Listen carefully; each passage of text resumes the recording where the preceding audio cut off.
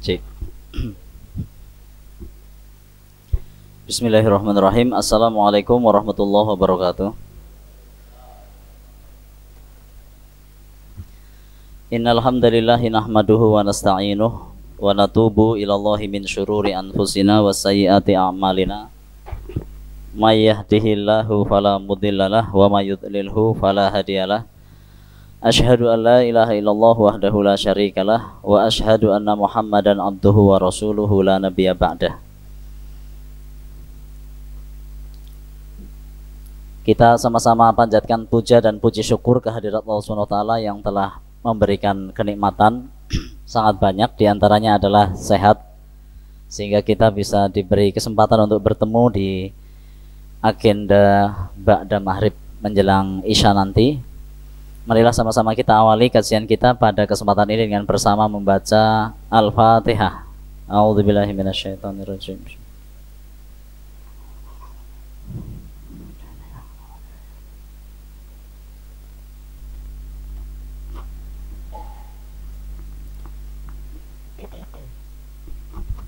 Ini adalah pertemuan pertama ba'da Ramadan. Meskipun ini kita sudah di bulan Dzulqa'dah ya, sudah masuk malam kedua.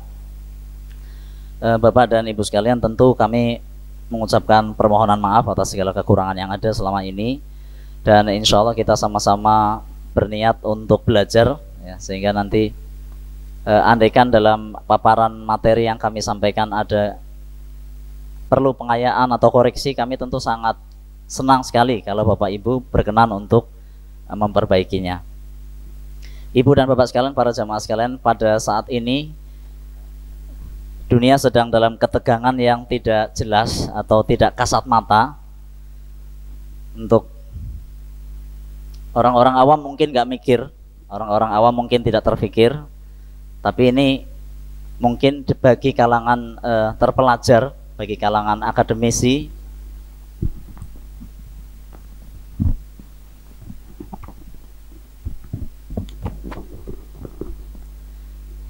ini hanya mungkin dirasa oleh orang-orang yang pertama hatinya peka ya, akalnya masih sehat, dan dia tentu memiliki wawasan yang cukup ya. Insya Allah kita semua mudah-mudahan sedang dalam proses ke sana, yakni adanya persaingan dua raksasa dunia yang saling berhadapan ya. Kita tahu adalah kekuatan negara besar Amerika Serikat dan Cina ya. Jadi ini bukan perang fisik kaum muslimin, ibu-ibu dan bapak-bapak sekalian, ini adalah sebuah pertarungan non fisik ya, belum sampai ke pertemuan militer ya. Di antaranya ada perang tarif ya, jadi ini saut menyaut ya. Kalau tarif impor Cina naik, maka tarif impor Amerika juga naik ya. Jadi masing-masing saling berbalas. Hari ini sudah sampai 140% lebih ya. Jadi kira-kira kalau harga 100.000 produk Cina masuk ke Amerika itu nanti bisa menjadi 240.000 harganya. Jadi bisa dibayangkan ke depan ini akan semakin menarik ya, akan semakin hangat. Misalnya kita lihat dari sisi pertarungan teknologi, kalau orang Amerika kan bikin mesin pencari di internet namanya Google, Pak. Jadi anak-anak remaja pelajar kita biasa mencari informasi Google. Maka kemudian Cina nggak mau pakai Google, Cina bikin Baidu. Nah ini bisa kita tiru semangat kemandiriannya, semangat nasionalismenya ya. Padahal anak-anak bangsa Indonesia bisa ya, mampu bikin sendiri. Kemudian misalnya Cina bikin YouTube ya, YouTube Short, video-video pendek. Maka maksud saya Amerika bikin YouTube, maka Cina nggak mau kalah bikin TikTok ya. Ada yang tahu bapak-bapak ini ya. Ini bahasanya anak-anak, Pak. Bahasanya remaja ya, 50 ke bawah lah. Kalau 50 ke atas mungkin agak kurang begitu ngeh ya, paling dengar-dengar. Sekarang ada kecerdasan buatan atau artificial intelligence. Amerika bikin namanya ChatGPT. Cina nggak mau kalah. Mereka bikin DeepSeek. Ya, DeepSeek, dan bikinan Cina itu selalu menutup kekurangan bikinan Eropa Amerika. Misalnya saya tunjukkan ini mobilnya Cina nih, Pak. Inovasi mobil buatan Cina emang gak main-main, bahkan bisa mengalahkan Maybach S580 yang merupakan mobil mewah dengan kenyamanan yang ini karena Mercedes Maybach. diuji melewati jalan bergelombang dan di saat yang sama ada banyak gelas berisi air di atas kap mesin itu. Dan mobil ini gagal untuk menjaga gelas itu tetap pada posisinya dan gagal untuk tidak menumpahkan setetes air pun. Sementara itu mobil buatan Cina yaitu Nio EV9 juga diuji melakukan hal yang serupa dan hebatnya mobil ini bisa menjaga kestabilan gelas dan tidak menumpahkan air berkat inovasi sasis Isolated Skyride dan juga super. Jadi seperti itu, bisa kita bayangkan kedua negara ini tidak berperang secara militer tapi bersaing dari berbagai sisi. Tadi ekonomi sudah ya, kemudian teknologi komunikasi sudah ya, kemudian tadi teknologi transportasi ya. Lalu ini militernya Bapak Ibu sekalian. Jadi anggaran kedua negara ini terus itu meningkat ya. Maka kaum muslimin bagaimana kemudian kita memandangnya ya. Sebagai muslim tentu kita tahu ini adalah pertarungan dua cara hidup ya, dua cara hidup. Kalau dalam bahasa agamanya din ya, ini adalah pertarungan dua din atau cara hidup. Yang satunya adalah demokrasi liberal, kemudian yang satunya komunisme otoriter ya. Jadi ini sebetulnya adalah pertarungan dua cara hidup. Adapun fenomena persaingan di bidang ekonomi, teknologi ya, termasuk juga mungkin di bidang geopolitik global itu adalah hanya bentuknya saja. Masing-masing tidak mau digeser posisinya. Ini adalah pertarungan supremasi. Nah, Bapak Ibu sekalian bisa bayangkan misalnya di sebuah kelas ada anak ranking 1-2 yang susul menyusul. Nah, kira-kira seperti itu. Saudara muslimin sekalian, kesadaran semacam ini tidak banyak muslim umat Islam itu menyadari ya. Tidak banyak orang yang berpikir di antara kita umat Islam. Jadi sangat sedikit. Ya, sebagian kita umat Islam itu yang nggak peduli. Apa sih Amerika, Cina? Kadoan mas, aduh teman mikire, ya kan? Mendingan berangkat cari uang, kerja, pulang dapat bayaran. Nah, jadi pola pikir semacam inilah yang sedang melanda kaum muslimin secara umum, yang tadi kami sampaikan masyarakat awam. Maka kita perlu ya menjaga manusia yang berkualitas al-mutawassimin, ya, mereka yang punya kemampuan membaca zaman, membaca situasi, bukan hanya karena nalarnya yang sehat, pengetahuannya yang luas, tapi yang paling penting al-mutawassimin basirohnya yang tajam. Jadi hati nurani mereka yang bisa menjadi lentera ya bagi kegelapan suatu zaman. Mengenai al-mutawassimin, Allah berfirman di surat Al-Hijr ayat 75, Inna fi dzalika laayatil lil mutawassimin. Ya, sesungguhnya pada hal yang demikian itu terdapat tanda-tanda kekuasaan Allah bagi orang-orang yang memperhatikan fenomena. Insya Allah ini adalah ada di kalangan umat kita ini, para ulama ya, di setiap ormas Islam ya, di setiap thariqah, para imamnya, insya Allah mereka adalah orang-orang yang termasuk dalam al-mutawassimin. Akalnya, nalarnya sehat, hati nuraninya kuat, wawasannya luas, sehingga bisa membaca peristiwa-peristiwa, hakikat-hakikat di balik itu, dan kemudian memberi peringatan kepada umat yang sedang lalai. Masyaallah muslimin sekalian, jadi di balik berita-berita ya, internasional mengenai panasnya hubungan kedua negara ini, kita tahu bahwa ujung dari persaingan ini adalah mereka ingin menguasai cara hidup kita.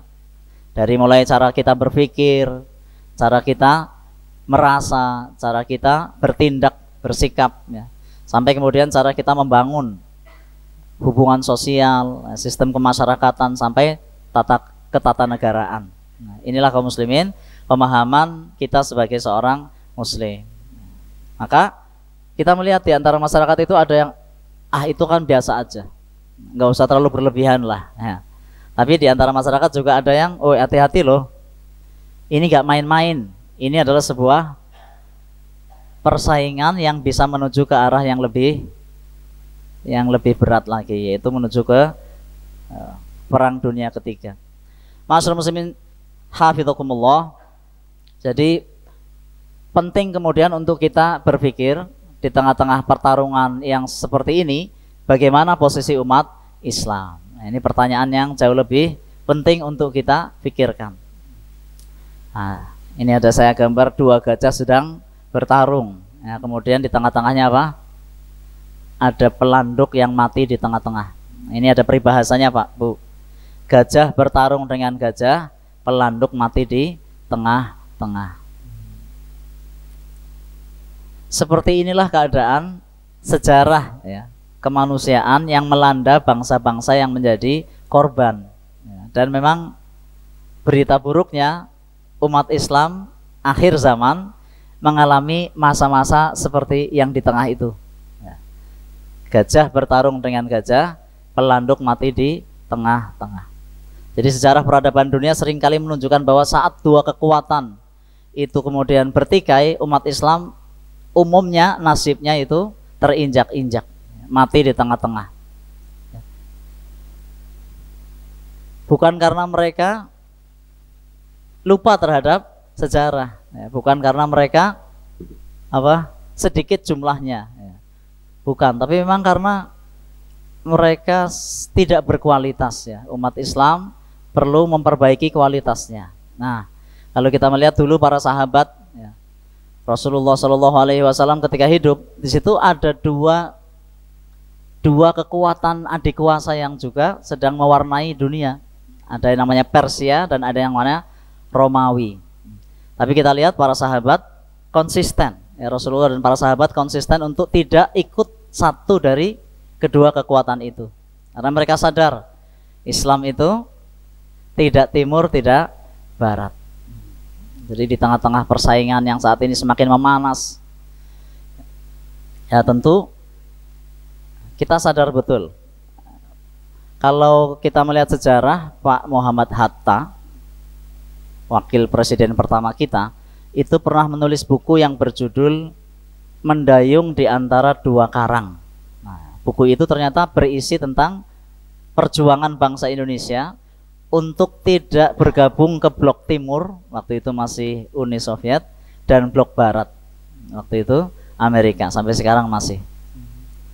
Jadi betapa para pendiri bangsa kita juga memahami konsep ini. Nah, ada satu titik yang semakin memanas Pak Bu di antara hubungan kedua negara ini, namanya Taiwan.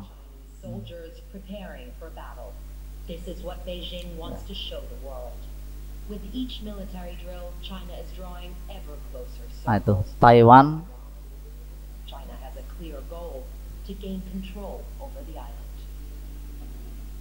China will surely be reunified. Are you willing to get involved militarily to defend Taiwan if it comes to that? Yes. Nah, ini sepintas saja lah ya. Kita bisa simpulkan bahwa memang kedua negara ini hubungannya tidak sedang baik-baik saja. Kalau kata orang Betawi, lu jual, gua beli. Jadi kalau lu baik, gua baik. Tapi kalau lu nantang, gua juga tidak takut. Nah, Ibu dan Bapak sekalian, nah ini betul-betul sebuah fenomena yang mesti kita sadari. Bahwa ini menuju krisis dunia. Mohon maaf ini tulisannya kecil-kecil ya.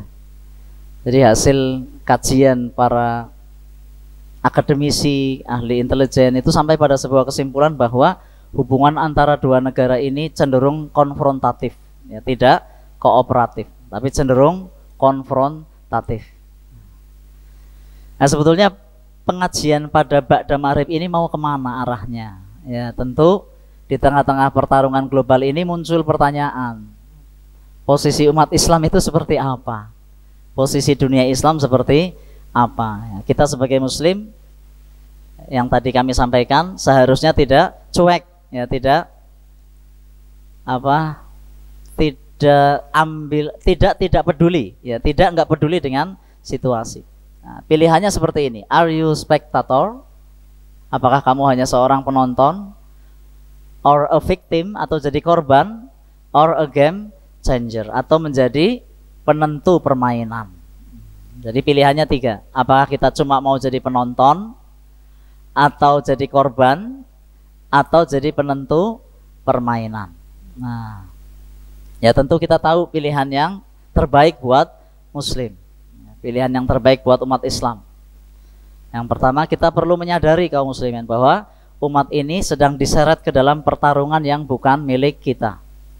Jadi biarin saja, sebetulnya nggak perlulah ya kita terpengaruh. Ayat Al-Qur'annya jelas ya, ada di surat An-Nur ayat 35. Allah berfirman, Allahu nurus samawati wal ard. Allah lah cahaya langit dan bumi. Mathalu nurihi kamishkatin fiha misbah. Perumpamaan cahayanya seperti lubang yang tidak tembus. Al-misbahu fi zujajah. Ya, di dalamnya ada pelita besar yang berada di dalam tabung kaca. Az-zujajatu ka'annaha kaukabun durriyyu yuqadu min syajaratin mubarakatin zaitunah. Ya. Pelita itu dalam tabung kaca itu bagaikan bintang berkilauan yang dinyalakan dengan minyak dari pohon yang diberkahi. Minyak dari pohon yang diberkahi yaitu minyak pohon zaitun. Di situ kami catat warna merah ya. La syarqiyatin wala gharbiyah. Jadi ayatnya jelas ya, posisi umat Islam itu tidak boleh terombang-ambing. Tidak timur ya, Cina atau Rusia sekarang, tidak barat, Amerika, Eropa, Israel termasuk. Nah, maka masyarakat muslimin sekalian, inilah prinsip yang harus dimiliki oleh kita sebagai muslim ya, pada level yang awam sekalipun, pada level yang di kota seperti Tegal, Jasem ya. Kalau kita punya pola pikir seperti ini, kompak ya, seluruh muslim di Indonesia, seluruh muslim di belahan dunia Islam, insya Allah kita akan mengembalikan lagi izzah umat ya. Insya Allah kita akan menyelamatkan lagi bumi ini dari kedoliman. Ya kadu zaitu hayudi walau lam tamsas hunar. Karena cahaya Islam itu digambarkan minyaknya itu sudah mengkilau, berkilauan walaupun tidak disentuh oleh api. Kenapa? Karena Islam adalah nurun ala nur, cahaya di atas cahaya. Yahdillahu linurihi may yasha, yang dengan cahaya itu Allah memberi petunjuk siapa yang dikehendaki. Wa yadribullahul amsala linnas, demikianlah Allah membuat perumpamaan bagi manusia. Wallahu bikulli syai'in alim, dan Allah Maha mengetahui atas segala sesuatu. Jadi ibu dan bapak sekalian, Islam harus bangga ya, dengan agamanya sendiri. Kita sebagai muslim mesti punya keyakinan bahwa agama ini sudah sempurna, sistemnya adil, seimbang ya, menjaga kehormatan antar manusia. Ayat seperti itu juga ada, senada dengan itu ada di surah Al-Baqarah 143. Nah, bisa dicermati bahwa Islam ini merupakan jalan tengah bagi dunia yang sedang terbelah. Jadi kita nggak mau ditarik ke kanan maupun ke kiri. Wa kadzalika ja'alnakum ummatan wasaton. Dan demikianlah kami jadikan kamu umat yang pertengahan. Litakunu syuhada'a 'alan nas, ya, supaya kita menjadi saksi bagi manusia. Wa yakuna rasulu 'alaikum syahida, dan supaya Rasul menjadi saksi bagi kita semua. Ini surat Al-Baqarah ayat 143. Akhir zaman menuntut kita untuk konsisten ya. Tapi konsisten itu berat. Rasulullah sendiri menggambarkan, ini ada sebuah hadis riwayat Tirmidzi, ya'ti 'alan nasi zamanun, akan datang suatu masa bagi manusia, as-sabiru fihim ala dinihi kal qabidi alal jamri. Orang-orang yang bersabar, berpegang teguh pada agamanya, ibarat orang-orang yang menggenggam bara api. Ini hadis riwayat Tirmidzi, derajatnya hasan. Menurut Al-Hafidz Abu Thohir, seorang ulama hadis, ini derajat hadisnya hasan. Jadi bisa dijadikan dalil bahwa di akhir zaman ini umat Islam akan ditarik ke kanan, ditarik ke kiri. Dunia modern memaksa umat Islam untuk memilih antara dua kutub. Apakah menjadi sekuler yang kebarat-baratan atau tunduk pada sistem yang represif otoriter ya, di belahan timur. Ya sekelas kayak kita mungkin godaannya tidak terlalu berat ya, tapi ya nggak enteng-enteng juga. Nah, kaum muslim ini kalau baca-baca buku referensi ya memang kelihatannya kita seperti diarahkan. Kalau kita melihat media-media, ya baik media cetak, elektronik ya. Nah ini kalau kalangan pembesarnya, saya tunjukkan ini dari negara-negara Teluk ini ya. Jadi negara-negara Teluk pun ketika berhadapan dengan pemimpin Eropa, Presiden Amerika pun seperti itu kaum muslimin. Ya, menunjukkan ketundukannya, menunjukkan kelemahannya. Ini apa penyebabnya? Ya, ini karena mereka tersandra oleh kepentingan-kepentingan duniawi, ekonomi, politik, intelijen, ya, infrastruktur, ya, militer. Penyebabnya apa ya? Salah satunya karena mereka bertikai sendiri. Ya, jadi mereka meminta pertolongan kepada orang asing untuk menjaga keselamatan diri terhadap musuhnya yang tidak lain adalah saudaranya sendiri. Jadi fenomenanya seperti itu kaum muslimin. Fenomenanya seperti itu. Nah, kira-kira apakah di Indonesia terjadi begitu? Saya kira pelan-pelan kita akan menganggukkan kepala juga ya kaum muslimin. Nah, maka kita diingatkan oleh Allah ya dengan sebuah ayat di surahnya Ar-Ra'du. Ar-Ra'du surat yang ke-13, ayatnya ayat yang ke-17. Ini kami tunjukkan ayatnya. Allah berfirman, anzala minas sama'i ma'a. Allah menurunkan dari langit yakni air hujan tentunya. Fasalat audiyatun biqadariha. Maka kemudian mengalirlah air itu ke lembah-lembah sesuai dengan ukurannya. Fahtamalas sailu zabadar robiya. Maka arus itu membawa buih yang mengambang. Zabadar robiya artinya buih yang mengambang. Jadi bayangkan air hujan turun dari pegunungan kemudian mengalir ke celah-celah sungai. Nah, kemudian di antara percikannya itu terbentuk buih yang mengambang. Bahkan sampai ke laut. Wa mimma yuqiduna alaihi finnari batigha akhilyatin aw mata'in zabadum mithluh. Dan dari besi yang dicairkan untuk kepentingan membuat perabot, itu juga ada buihnya seperti itu. Seperti arus air yang turun dari langit itu. Kadzalika yadribullahul haqqa wal batil. Demikianlah Allah membuat perumpamaan antara yang hak dan yang batil. Antara buih dan arusnya. Kira-kira yang hak yang mana? Arusnya atau buihnya? Ya tentu arusnya. Ya. Buihnya adalah kebatilan. Jadi orang yang nggak punya prinsip itu batil. Digambarkan dalam Al-Quran surat Ar-Ra'du ayat 17. Ya, orang yang terombang-ambing, nggak punya prinsip. Angin Korea ke Korea, angin Amerika ke Amerika, ya. Angin Arab ke Arab. Islam bukan Arab.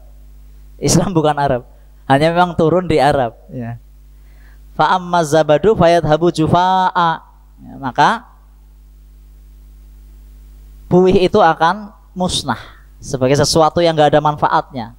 Wa amma ma yanfa'un nas fayamkutu fil ard. Adapun yang bermanfaat akan eksis di muka bumi. Kadzalika yadribullahul amsal. Demikian Allah membuat perumpamaan. Ibu dan bapak sekalian, mari kita hitung. Ada berapa kata zabat di ayat ini? Mari kita hitung ya, sama-sama. 1 itu zabat, artinya buih. 2 ya, ini artinya buih. Kemudian mana lagi? Nah itu. Ada berapa kata zabat? 3. Nah, lawannya zabat, buih adalah yanfa. Nah, an-nafi, yaitu yang bermanfaat. Nah, Bapak Ibu kalau bikin apa? Tape, airnya ada buihnya dibuang, ya enggak? Tahu ada buihnya dibuang. Jadi buih itu pasti dibuang. Yang diambil bukan buih. Nah, mari kita lihat di sini. An-nafi ada berapa? 1. Jadi kata nafi ada 1, kata zabat ada 3. Apa artinya? Artinya zabat lebih banyak daripada nafi. Ya, perbandingannya berapa? 1:3. Kaum muslimin, ini bukan cocok logi. Umat Islam dunia hari ini jumlahnya sekitar 2.200.000.000 ya. Sementara jumlah penduduk bumi saat ini sekitar 8 miliar. Bener nggak? 1:3. Bener kan? 1/4. Iya. 1/4. Ini bukan cocok logi. Ini bukan cocok logi. Ini ayat Al-Quran yang memang sebagai mukjizat ya. memberitahukan kepada kita, wahai muslim, kamu itu an-nafi. Jangan kamu bersikap seperti zabat. Kamu itu arus. Jangan kamu bersikap seperti buih. Gimana sikapnya buih? Nah, ini sikapnya buih ini. Nah, tuh sikapnya buih tuh. Gimana Pak, Bu? Sikapnya buih bagaimana? Mengambang, ya kan? Terus kemana? Mengikuti arus. Terus apa lagi? Warnanya, ya, warnanya kontras dengan sekitarnya. Jadi maunya tampil, ya, maunya viral. Nah, orang yang sukanya viral hari ini, orang yang suka mengejar popularitas, nah, kira-kira seperti itulah karakteristik buih. Karena ringan maka dia mengambang, ya, karena dia tidak berbobot, karena dia tidak berkualitas, tidak mengakar, ya. Kalau dalam surat Ibrahim ayat 24 itu digambarkan syajaratun thayyibah, ya, itu akarnya menghunjam ke bumi, asluha sabit wa far'uha fis sama, cabangnya menjulang tinggi ke langit. Nah, seperti itulah gambaran iman, ya, kokoh. Maka kita bersyukur ya, kita punya Al-Quran yang memberitahu kita petunjuk, ya, bagaimana caranya kita tidak bersikap seperti buih yang terombang-ambing, tidak punya prinsip. Setelah ayat 17, ayat ke-18. Nah, ini dia bunyi ayat ke-18. Solusinya supaya kita tidak menjadi masyarakat buih, supaya kita tidak menjadi pribadi buih, supaya kita tidak menjadi generasi buih. Bapak Ibu sekalian, sambil kita mentadaburi ayat ini, kita lihat generasi muda kita ya, putra-putri kita di rumah, anak-anak kita, murid-murid kita, Bapak Ibu guru ya. Mungkin ada dosen di sini, mahasiswa-mahasiswi kita. Ya. Kira-kira mereka termasuk kategori nafi atau zabat? Ya, insya Allah mudah-mudahan nafi, mudah-mudahan ya. Kita berusaha. Lilladzina stajabu li rabbihimul husna. Ya, bagi orang-orang yang istijab, responsif, cepat melaksanakan perintah Tuhannya, mereka akan mendapatkan al-husna, yakni kebaikan. Walladzina lam yastajibu, dan orang-orang yang lambat melaksanakan perintah Allah, termasuk menjauhi larangan Allah, lau anna lahu ma fil ardi jami'an wa mithlahu ma'ahu laftadau bih.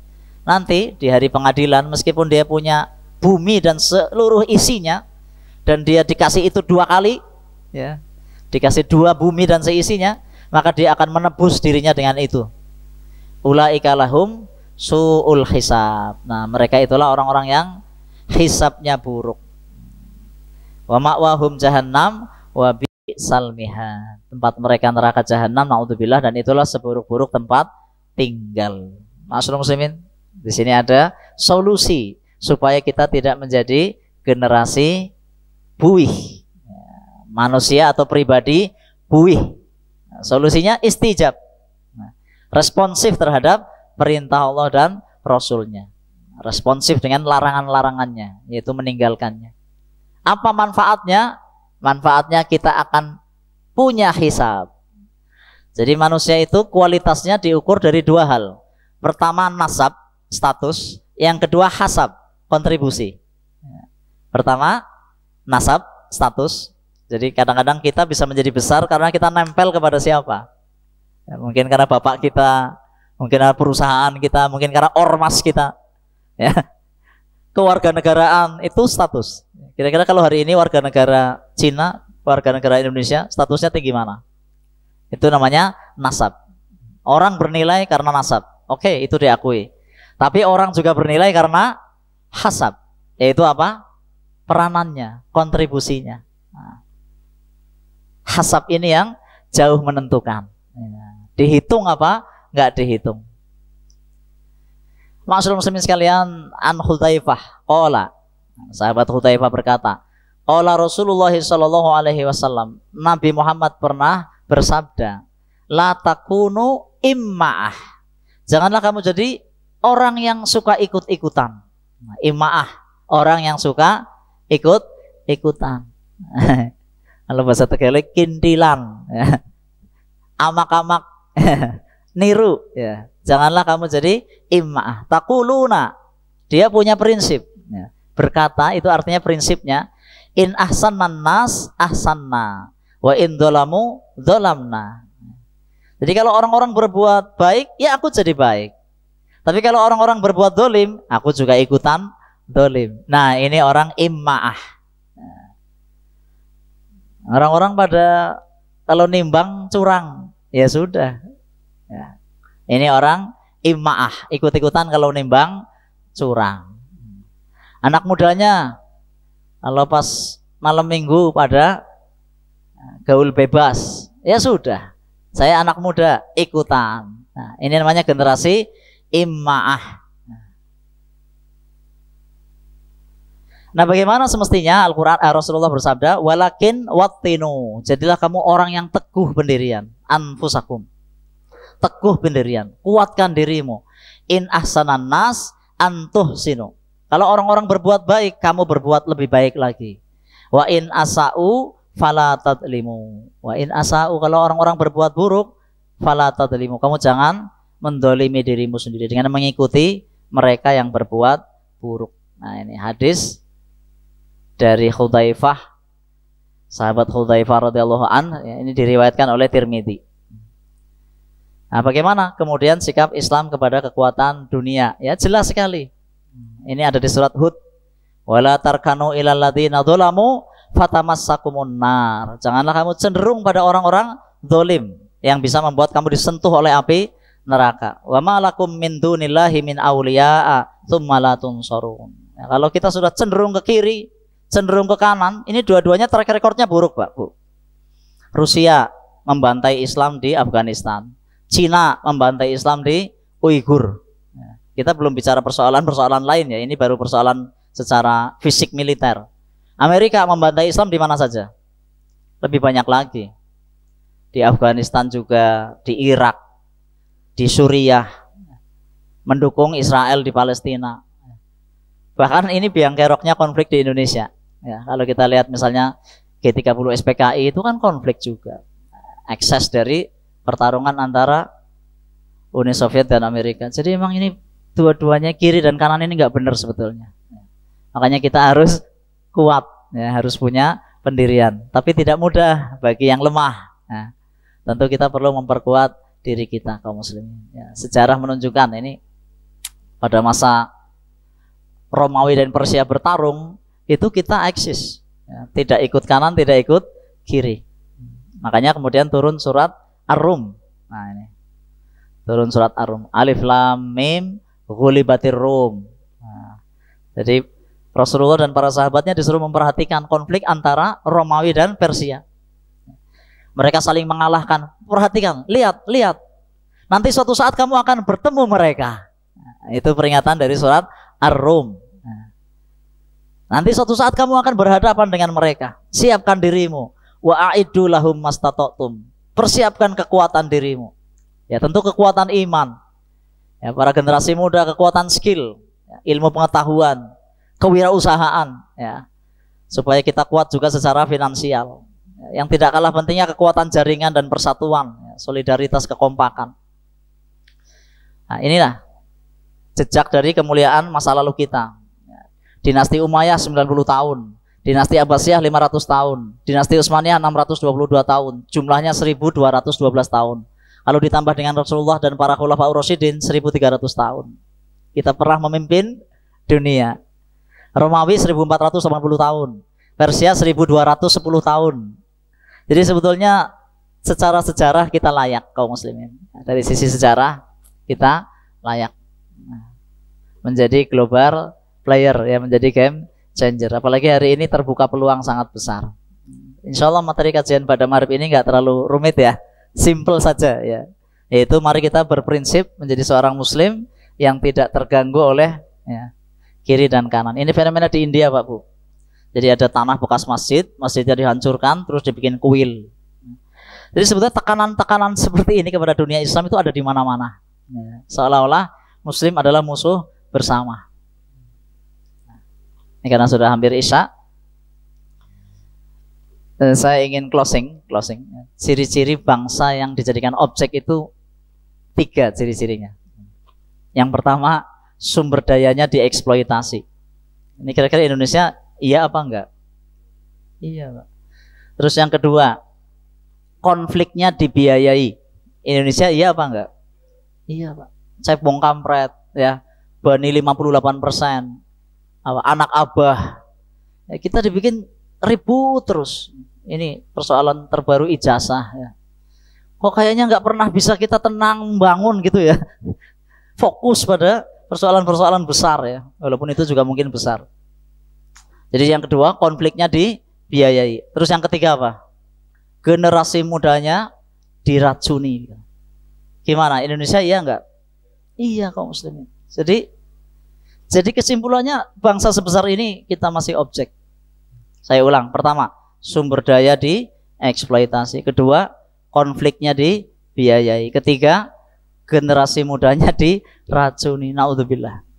Maka pertemuan pada malam hari ini simpulnya kami mengajak, ayo kita ubah pola pikir kita, mindset kita. Kita bukan objek, kita adalah subjek. Kita subjek. Tadi jumlahnya 2 miliar, sejarahnya sudah jelas, dalil-dalil Al-Qur'annya sudah jelas, hadisnya sudah jelas. Ayo kita ubah sikap kita sebagai subjek. Kita bukan penonton, kita bukan korban. Insya Allah oleh ba'da Ramadan, mudah-mudahan ya, mudah-mudahan ini semangat kita bersama. Mari kita, sudah masuk Isya? Oh masih ada 5 menit ya? Masih ada 5 menit.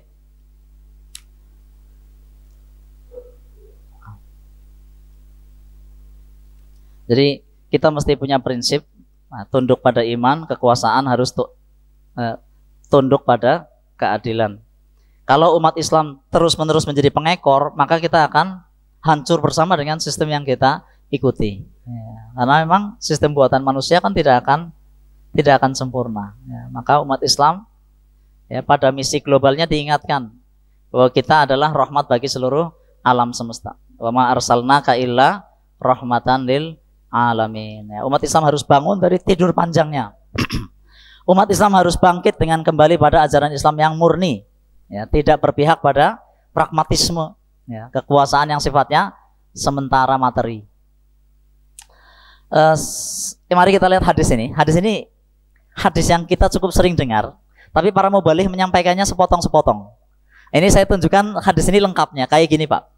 Ini supaya kita nggak jadi zabat, supaya kita tidak menjadi generasi buih. An Abi Hurairah radhiyallahu anhu anin Nabi sallallahu alaihi wasallam qol. Kata Nabi, man nafasa an mu'min kurbatan min kurabid dunya, nafasallahu anhu kurbatan min kurabi yaumil qiyamah.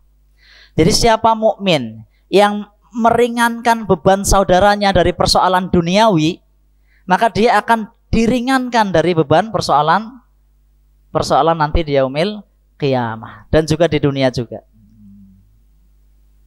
Jadi misalnya ada saudara kita yang kesulitan nyari pekerjaan, kita fasilitasi dengan informasi, kita dukung dengan skill, tambahan kemampuan, kita permudah.